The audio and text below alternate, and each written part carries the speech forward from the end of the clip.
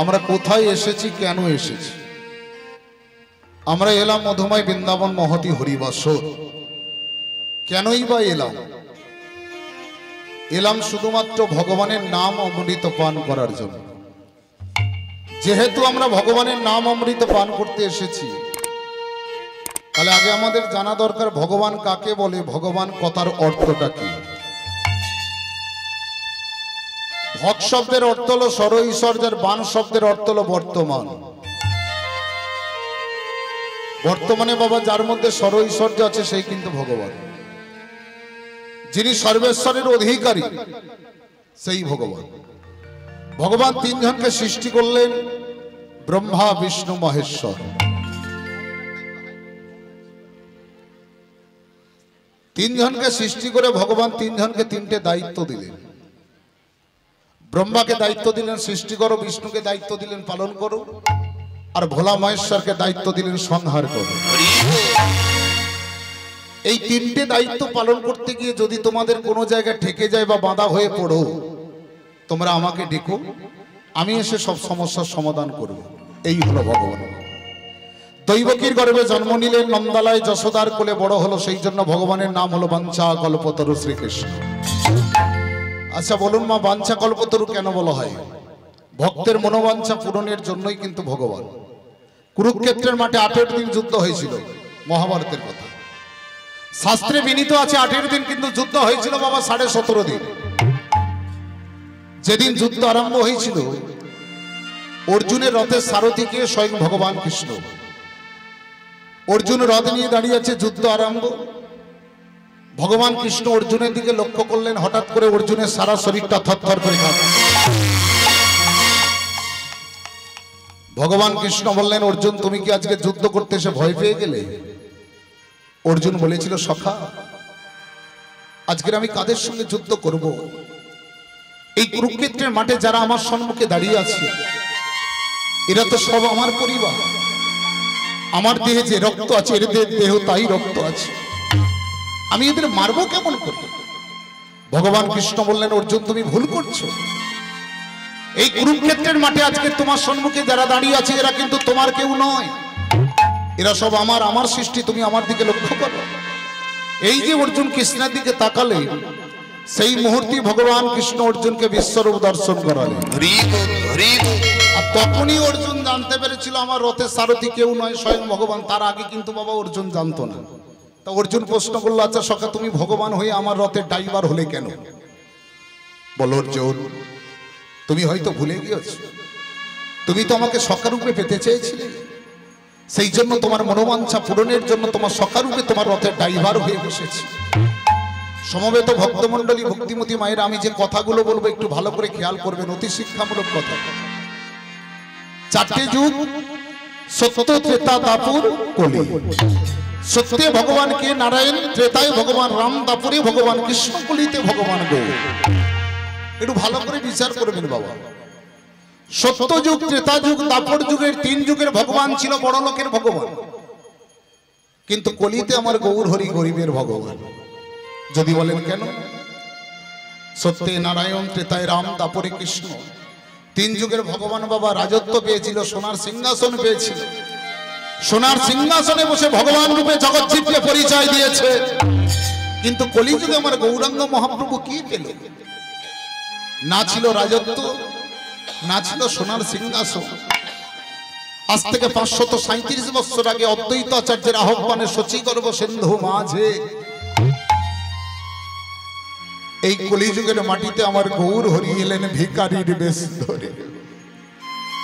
কারণ গৌর হরি জানে যে গরিবের দুঃখ গরিব বোঝে, পেটের কষ্ট মন বোঝে। কেন গৌরাঙ্গ মহাপ্রভু কলিযুগে ভিখারির বেশ ধরে এলেন?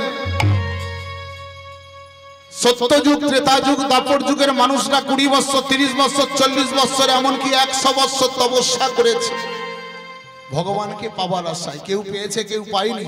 কিন্তু কলিযুগের মানুষের হাতে সময় কই? কলিযুগের মানুষের হাতে সময় নাই। কলিযুগের মানুষের আয়ু হলো 100 বছর। এদের 20 বছর, 30 বছর, 50 বছর তপস্যা করার ধৈর্য নাই। কারণ কলিযুগের মানুষের মনটা হলো মার্কাটাং নেয়। মার্কাটাং মানে কি? মার্কাট মানে বানর। দেখবেন একটা বানর যদি কোথাও বসে থাকে স্থির হয়ে বসে থাকতে পারে না, কখনো গা চুলকায়, মাথা চুলকায়। ঠিক কলিযুগের মানুষের তদ্রুপ মনের দশা। তাই গৌরাঙ্গ মহাপ্রভু কলিযুগের মাটিতে এসে দাঁড়িয়ে সিদ্ধান্ত নিয়েছিল সহজ সরল পথ দেখাতে হবে কলিযুগের মানুষকে। ভগবানকে পাওয়ার সহজ সরল পথ। কি পথ? শুধুমাত্র মহামন্ত্র হরে কৃষ্ণ নাম বদন ভরে গাইতে পারলে ভগবানকে পাওয়া যায়। তাই গৌরাঙ্গ মহাপ্রভু কলিযুগের মাটিতে দাঁড়িয়ে ভেদাভেদ করলেন না, জাতি ভেদাভেদ করলেন না, উঁচু নিচু ভাবলেন না, সবাইকে একই ছত্র ছায়া আনলেন। আর গৌরাঙ্গ মহাপ্রভু গাইলেন, তোমরা গাও, আমরা গাইব সবাই, আমরা বদন ভরে সবাই বলবো হরি নামে আগেবারে বলো না, কৃষ্ণ নামে আগেবারে গাও না, এই হরি না জপই অবিরা, হরি নাম জীবনের সাধনা।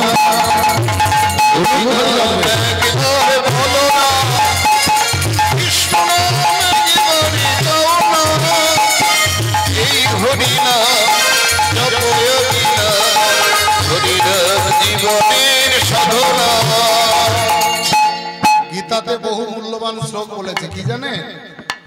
গীতা শ্লোক হচ্ছে জনসংসার দুঃখার্থ গীতাতস্য সমালবে পিতা গীতামৃত লোকে লবদা ভক্তি সুখী ভবে। বহু মূল্যবান শ্লোক। এই শ্লোকটা কথার অর্থ কি জানেন? বলল জগৎজীব মাঝে, এই ভবের মাঝে সুখী কে বা দুঃখী কে? দেখুন এই কলিযুগে বাবা প্রতিটা ব্যক্তি দুঃখী। এমন কোনো ব্যক্তি নাই বলতে পারবেন আমার জীবনে দুঃখ নাই। কেউ আছে বুকে হাত দিয়ে বলতে পারবে আমার জীবনে দুঃখ নাই? কেউ নাই। তাহলে এ জগতে সবাই দুঃখী। সুখী কে? সুখী তো কেউ আছে। দুঃখ না থাকলে সুখের কদর হতো না, অন্ধকারে না থাকলে আলোর কদর হতো না, আর আপনাদের মতো ভক্ত না থাকলে ভগবানেরও কদর কোনোদিন হতো না। তাহলে সবাই দুঃখী। সুখী কে? গীতাতে শ্লোক বললেন পিতা গীতামৃত লোকে লাভদা ভক্তি সুখী ভাবে। অর্থাৎ বাবা এই জগৎ জীব, জগৎ মাঝে এই কলিযুগে যেই জন গীতামৃতকে পান করেছে, যে জন হরি ভজন সাধন করেছে, যে জন বদনে কৃষ্ণ কথা বলেছে, তার মতন সুখী বাবা এ জগতে আর কেহ নাইনি। তাই গৌরাঙ্গ মহাপ্রভু বললেন গাও তোমরা হরি নামি একবারে বলো না, কৃষ্ণ নাম একবারে গাও না, এই হরি নাম জপই অবিরা, হরি নাম জীবনের সাধনা। হরি নাম একবারে বলো না, সবাই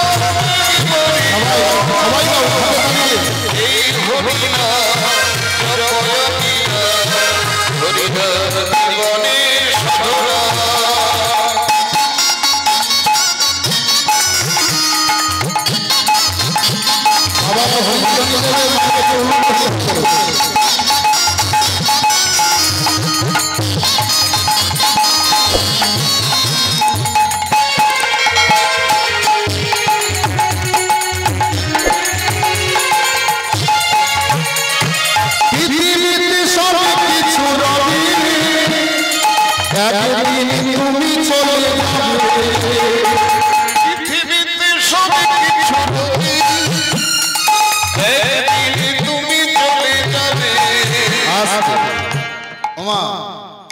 বাঙালির সর্বশ্রেষ্ঠ উৎসব কি?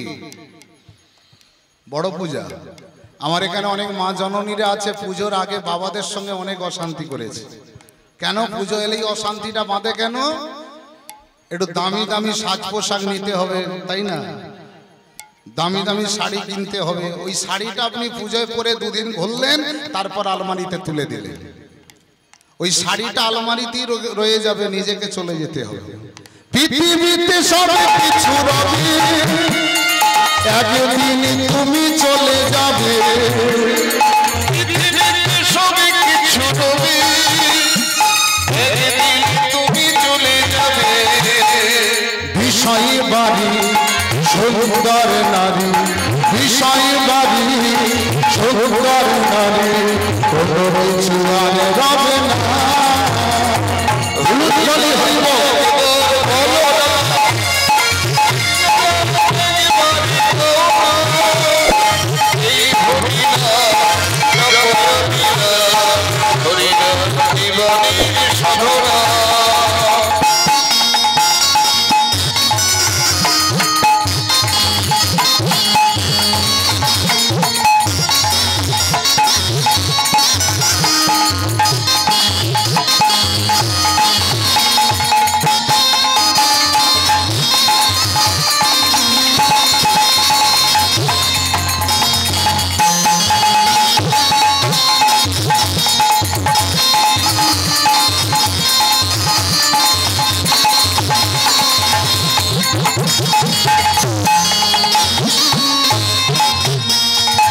হরি বল ভাই, হরি নাম ছাড়া গতি হরি হরি বল ভাই, হরি নাম ছাড়া গতি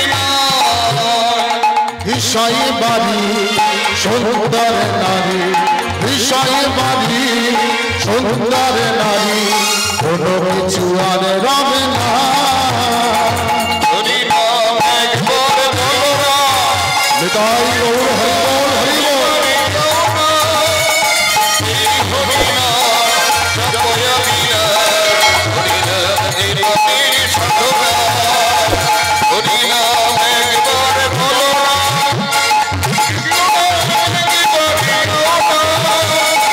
এই হরি নাম জপয়া বিনা, হরি নাম নিরতির সাধনা, হরি নাম নিরতির সাধনা, হরি নাম নিরতির সাধনা, হরি নাম নিরতির সাধনা। তাই আজানুলম্বিত ভোজধারী রাধা কৃষ্ণ মিলিত তনু গৌর, রাধার প্রেমকে গুরু করলে রাধার ভাবে ভাবিত হয়ে, রাধার প্রেমে প্রেমিত হয়ে, রাধার পূজায় ডালে মাথায় লয়ে রাধা কৃষ্ণ মিলিত তনু গৌর হরি এলেন কলিযুগের মাটিতে। এই গৌরাঙ্গ মহাপ্রভু বাবা 24 ঘন্টার মধ্যে 2 ধরনের কীর্তন করতেন। একটা সকাল 6টা থেকে সন্ধ্যে 6টা পর্যন্ত খোল করতাল সঙ্গে করে নিয়ে নদীয়ার পথে পথে মানুষের দাঁড়ে দাঁড়িয়ে গিয়ে যে কীর্তনটা করতেন, ওই কীর্তনটার নাম হলো নাম কীর্তন। সন্ধ্যে 6টা থেকে সকাল 6টা পর্যন্ত শ্রীবাসঙ্গন মাঝে দরজা জানলা বন্ধ করে দিয়ে বিশেষ বিশেষ কিছু ভক্তকে নিয়ে যে কীর্তনটা করতেন, ওই কীর্তনটার নাম হলো রাধা গোবিন্দের রসময় কীর্তন। আপনি কোনো কুমোর পাড়ায় চলে যান, কুমোর পাড়ায় গিয়ে একটা কাঁচা মাটির কলসি কিনে আনুন, ওই কলসিতে আপনি জল ভরবেন, ওই কলসির ক্ষমতা নাই জলটাকে ধরে রাখবে, কারণ ওটা কাঁচা মাটির কলসি, ওকে রোদে শুকাতে হয়, আগুনে পোড়াতে হয়। ঠিক বাবা বৈষ্ণব মহাজন বললেন আমাদের দেহটা হলো কাঁচা মাটির কলসি, এই কলসিতে রাধা গোবিন্দের রস আমরা ধরে রাখতে পারবো না, সে ক্ষমতা নাই, সে শক্তি নাই। তাই গৌরাঙ্গ মহাপ্রভু 1 বছরের জন্য নিশিযাপন হরিনাম শুরু করলেন। কোথায়? শ্রীবাসঙ্গন মাঝে। কাপাড় দিয়া করো হে কীর্তন গোরা পরময়া বেশে, আরে নদীয়ার পাষণ্ড যারা তারা না পারে প্রবেশ। তাই আজকে শ্রীবাসঙ্গনে গৌর হরি আমার কীর্তনে বিবর হলেন, আর পদকর্তা কলম দিয়ে আমার গৌরাঙ্গের ভাবটা তুলে ধরলেন।